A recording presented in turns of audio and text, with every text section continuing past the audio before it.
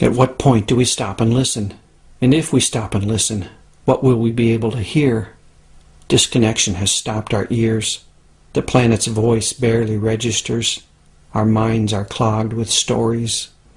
Central to my understanding of the world is this: all cultures are based on stories. The culture of civilization and empire comes with its own unique set of beliefs and impulses. Listen to some of the stories that have brought us to our present predicament. There's never quite enough. We're innately flawed. It's heresy today to say, let's stop growing. Hard work is morally virtuous. More is better. The physical world as I see it is everything. We can solve any problem. I mean, they actually say that the way to be happy is to own more stuff. We are to subdue the earth and have dominion over it. We own. We own the planet. We own everything here. We own these resources. Humans have rights, and nothing else have rights. There are many times in which people just don't want to be told that such and such a place is off limits to them. Living with stories like this, is it any wonder we're devouring the planet? In some ways, we're in a culture of 2-year-olds where we just won't look at the limits. Dominion over the earth in Genesis didn't mean to leave this pillaged and smoking. Daniel Quinn has named some of the basic stories of empire. The ambient voice of our culture tells us that this is the best that humans could ever hope for. What we've got right now and where we're going is just unsurpassable. Ergo, any alternative has got to be worse. There were other civilizations besides ours. They did not think that they had the one right way to live and that everyone in the world should be made to live that way. We are taught to think that we are humanity. If there are other people out there that were different from us, well, they're degenerates or they're just not as far advanced as we are.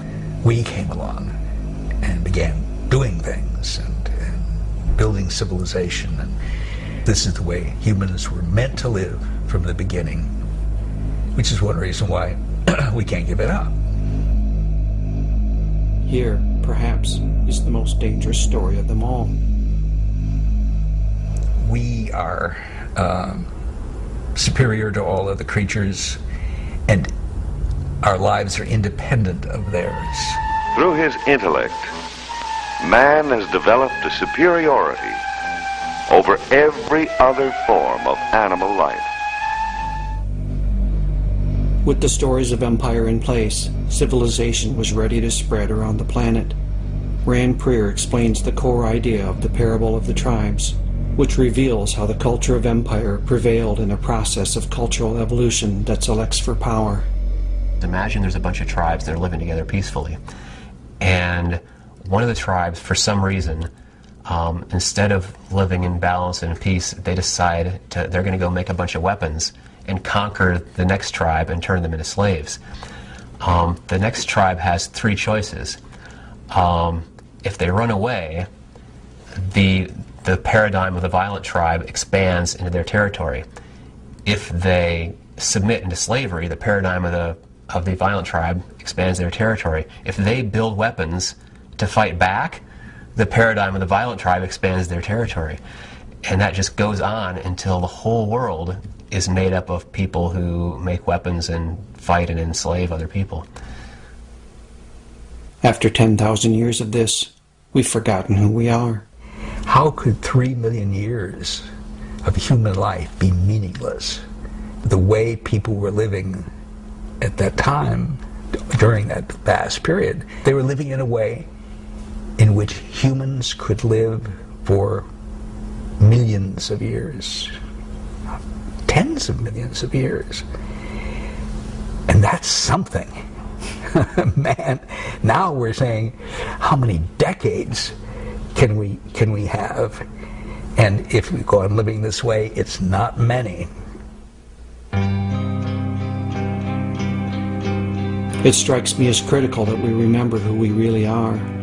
We have these huge brains and a great capacity for innovation and adaptation. but we can get trapped inside of stories and fantasies that block us from our own greatness. Well, human beings can act either as members of climax ecosystems where we integrate ourselves into everything else that's going on, or we can act as invasive species like the cane toad. The classic example of human beings acting as an invasive species, of course, is Europeans over the last 500 years or so. It doesn't have to be this way. Not all human cultures have followed this path.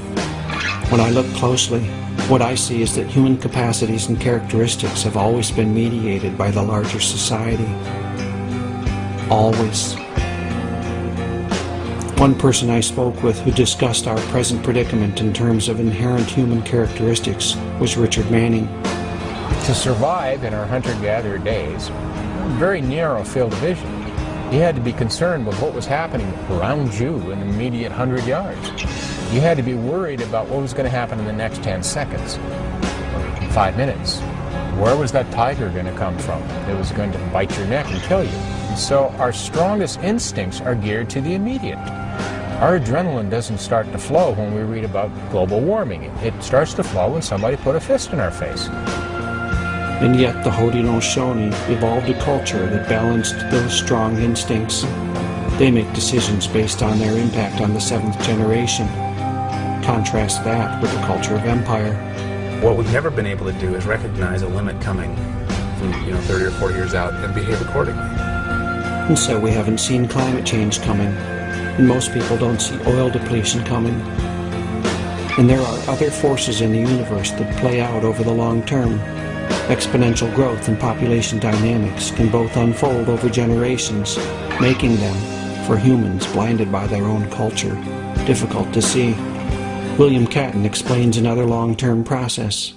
C. Wright Mills of Columbia University, kind of a maverick, gave a nice sociological definition of fate. Fate is what happens when innumerable people make innumerable small decisions about other matters that have a collective cumulative effect that nobody intended. Okay, that's what's happened when we overpopulated the world. Nobody intended to overpopulate the world. Nobody intended to pollute the oceans. Nobody intended to start the greenhouse effect.